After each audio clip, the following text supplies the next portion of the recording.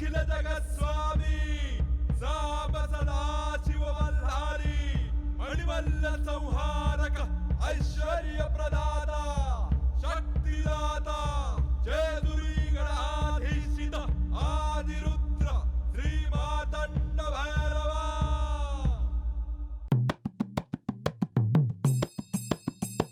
जय देवा जय देवा जय देवा जय देवा जय देवा जय शिव मार्तंडा.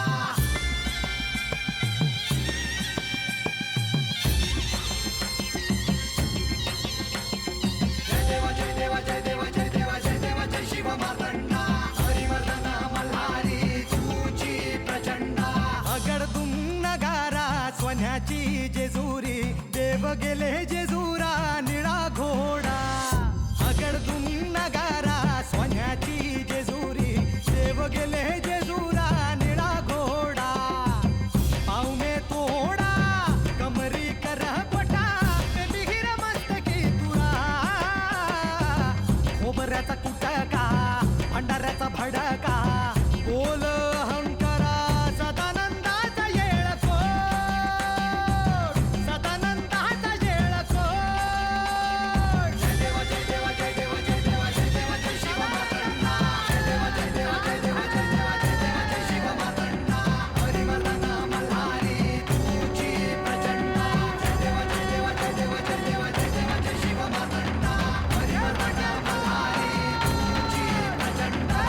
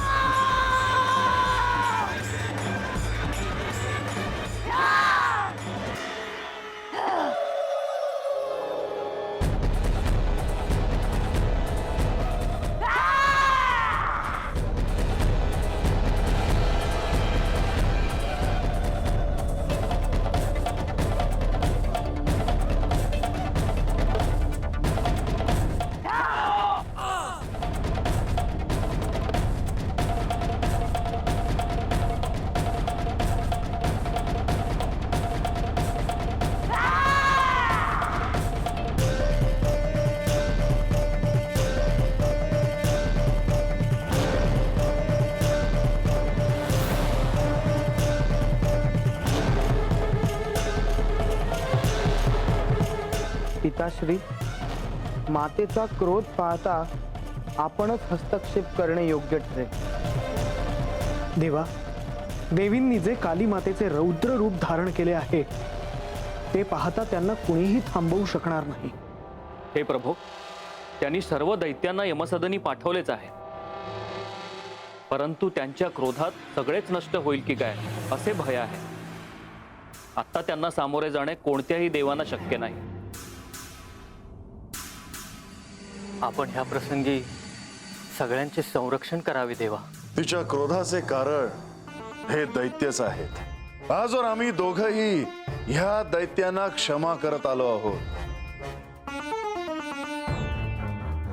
पण जर ह्या दैत्यांनी पार्वतीच्या कुटुंबालाच लक्ष केले असेल तर ते पार्वतीला कसे सहन होईल. हो पिताश्री, पण मातेला आता भान राहिले नाही. अशुभासोबत शुभाचाही विनाश होईल. तिच्या क्रोधात सगळं काही जळून जाईल. देवा, आता विलंब नको, त्वरित काहीतरी करावे.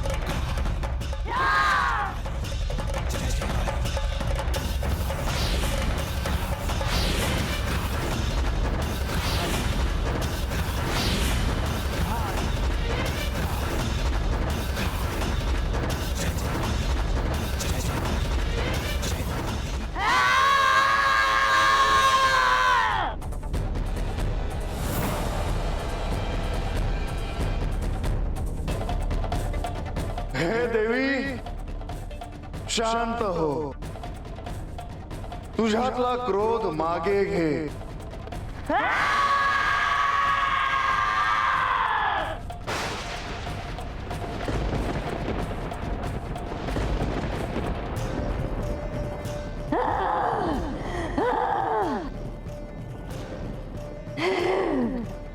हे काली शस्त्र खाली ठेव.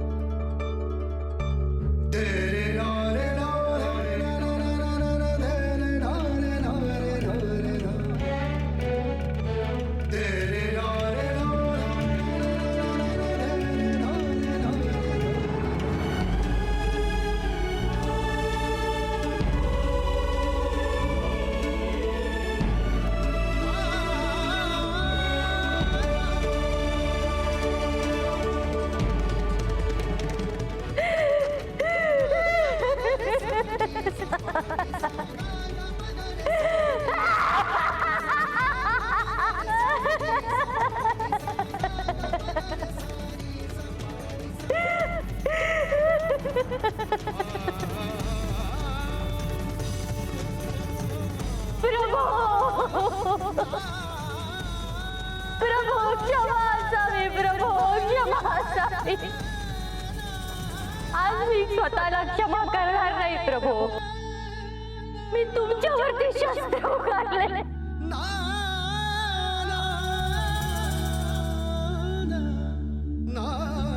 मला शासन करावे प्रभू, शासन करावे.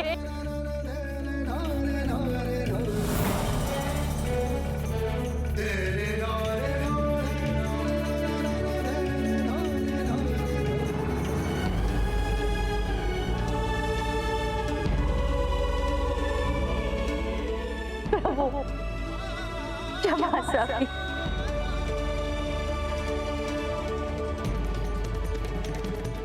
हे काली, जेव्हा जेव्हा तुझ्यातले ममत्व जागे होते तेव्हा तेव्हा तुझ्यातला क्रोध शांत होतो.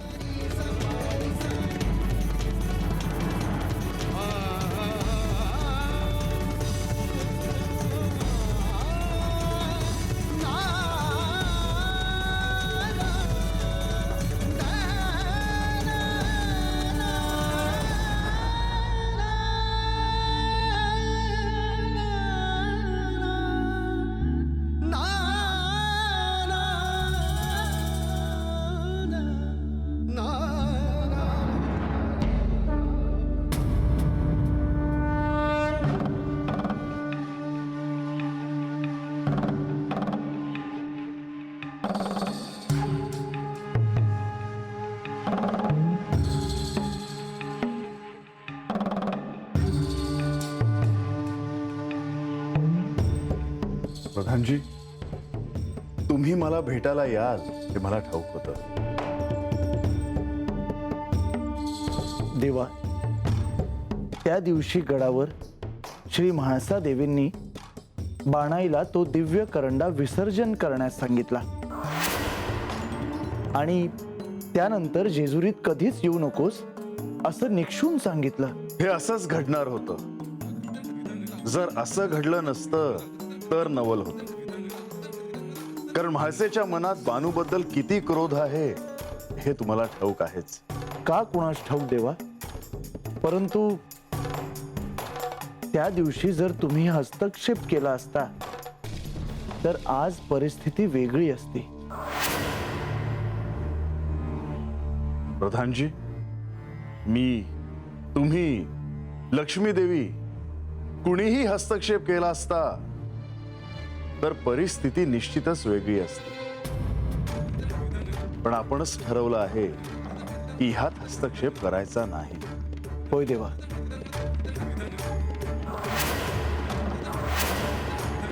परंतु देवा, आता बाणाई काय करणार? देवेंद्रांनी दिलेल्या त्या दिव्य करंड्यामधून ती तुमच्याशी संवाद साधत होती आणि तुम्ही श्री म्हाळसा देवींना दिलेल्या वचनामुळे तिला पंधरवड्यातून केवळ 2दाच भेटू शकत होतात. होय. आता बाणाई जेजुरीतही नाही. तिच्याकडे तुमच्याशी संवाद साधायला असलेलं माध्यम देखील नाही. आता पुढे काय होणार देवा? माधवा, आज पहिल्यांदा तुम्ही अत्यंत अस्वस्थ दिसत आहात. होय देवा, कारण बाणाईची, तिच्या भक्तीची आता आणखीन किती परीक्षा बघायची देवा? ह्या आधी देखील तिने खूप कठीण परीक्षा दिल्या आहेत. आता तिची आणखीन परीक्षा घेतली जाऊ नये असं मला वाटतं देवा. प्रधानजी, ही केवळ बानूचीच परीक्षा आहे असं नाही, तर ही परीक्षा म्हाळसेची देखील आहे. परंतु त्या दोघींना अजून हे कळलं नाही देवा. सत्य कळण्यासाठी त्या दोघींनीही अजून जेजुरीत असणं आवश्यक आहे. आणि तसंच घडेल.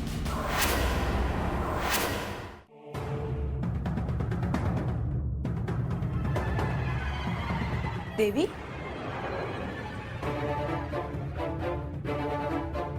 तुम्ही माझी वाट बघता आहात हे मला ठाऊक नव्हतं. मी देवघरात पूजा करण्यासाठी गेले होते. हो, मला कळलं ते. म्हणून मी थेट इथेच आले.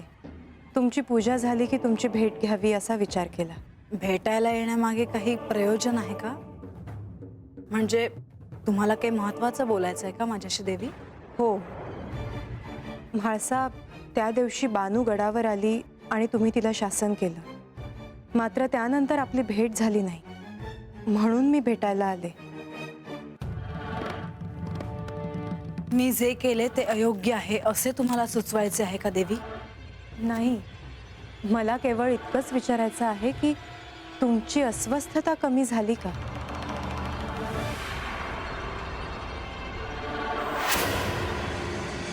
बानू जे वागली त्याचं शासन तिला झालं आणि त्यामुळे तुमच्या मनाची जी सतत चलबिचल होत होती ती थांबली का? तुम्ही समाधानी आहात का आता? हो, बानूविषयी माझ्या मनात कितीही राग असला तरी न्यायदान करताना व्यक्तिगत मला तिच्याबद्दल राग असूनही मी तिला काही केलं नाही देवी. मी केवळ तिला मिळालेल्या माध्यमाचे म्हणजे तिच्याजवळ असलेला तो दिव्य करंडा त्याचे तिला विसर्जन करायला सांगितले. हो, आणि हे मी केवळ माझ्या संसारासाठी केलं आहे. परंतु आता जे झालं ते विसरून साऱ्याला नव्याने सुरुवात करा.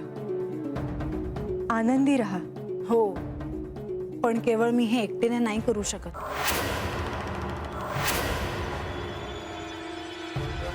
देवी, देवी, गणोबा, काय झालं? तुम्ही असे अस्वस्थ का दिसता आहात? काही झालं का? होय देवी, तेच सांगायला आलो होतो बघा.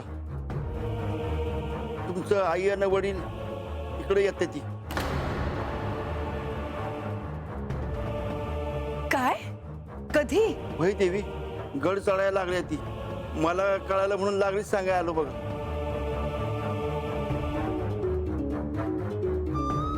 देवी, मी आईबाबांना भेटून येते. हो.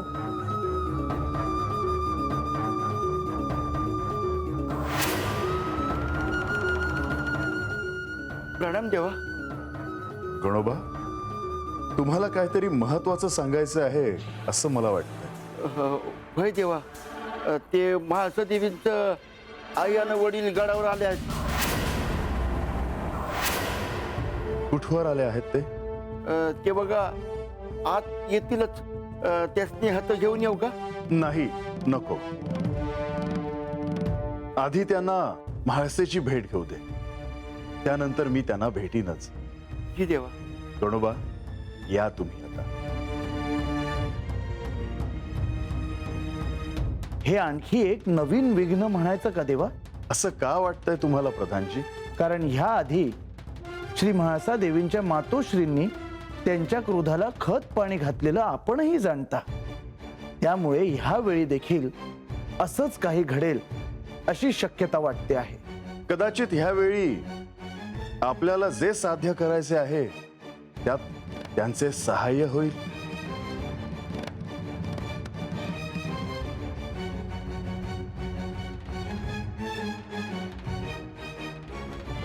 असं काही घडलं तर नवलच आहे देवा. प्रधानजी, लवकरच कळेल की त्यांच्या मनात नेमके काय आहे ते.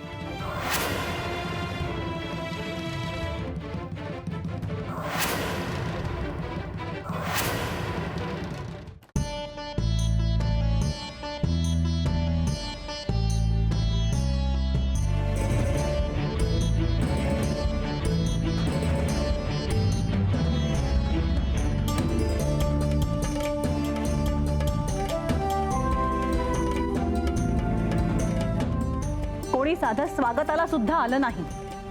अहो, कोणतीही पूर्वसूचना न देता आपण इथे आलो आहोत. पण गडावर पाऊल ठेवलं की सगळ्या वार्ता कळतात. मला ठाऊक नाही की काय?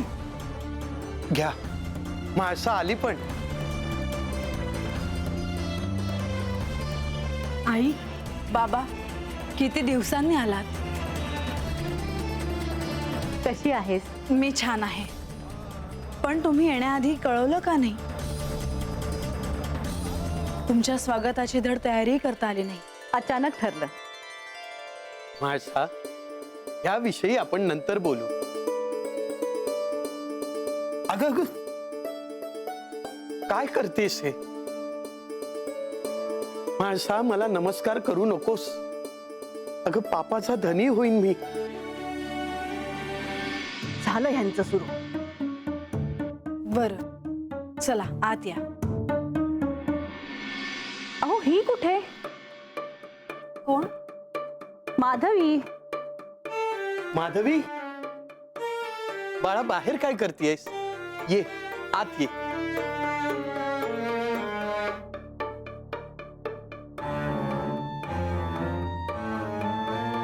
कोण आहे ही? तिथे कोणी आहे का माझं करायला नेवासेला? ती लतिका देखील न सांगता कुठेतरी निघून गेलीये. माझी सेवा कोण करणार? म्हणून हिला ठेवलं आहे मी कामाला.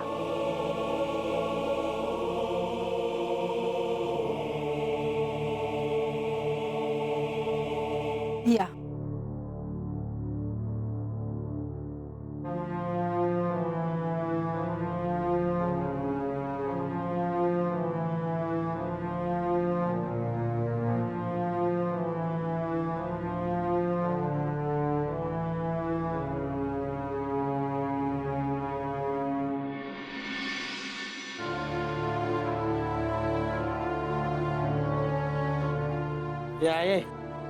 पाणी ती गवायला ताण लागले. अरे तू मला पाणी द्यायचं सोडून थांबा, मायलेकसनी म्या देते काय पाहिजे ते. बरं झालं मी तुमच्या बरोबर जेजुरीला आले. तू आली नसती तरी चाललं असते. गपरा, आता पुण्यांदा जेजुरीला काही जाणं होणार नाही. डोळं मिटायच्या आज जेजुरीचं दर्शन झालं. एवढ्यात तुझं डोळे मिटत नाहीत. बसवायचं. आता काय हातच बसणार आहे सा काय? घरला नाही जायचं? गंगे अगं राहू दे, मी आज चूल पेटवते हाय, तेव्हा समधी जीवनच जावा. जीवनच जाऊ. अंग लई मोडून आलं. लई लांब आहे जेजुरी बाबा. बा भाभी आवरून घे, भाकर खाऊन घे चल. काय बी नग मला.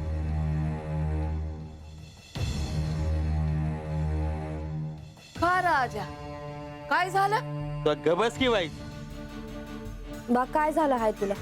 उगा माझं तोंड उघडू नकस. मनात जे असेल ना ते बोलून टाक आता. पुण्यांदा जेजुरीला जायचं नाही.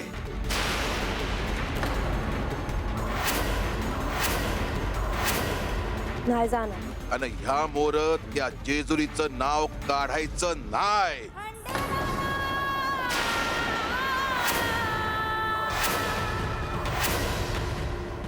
नाही काढणार.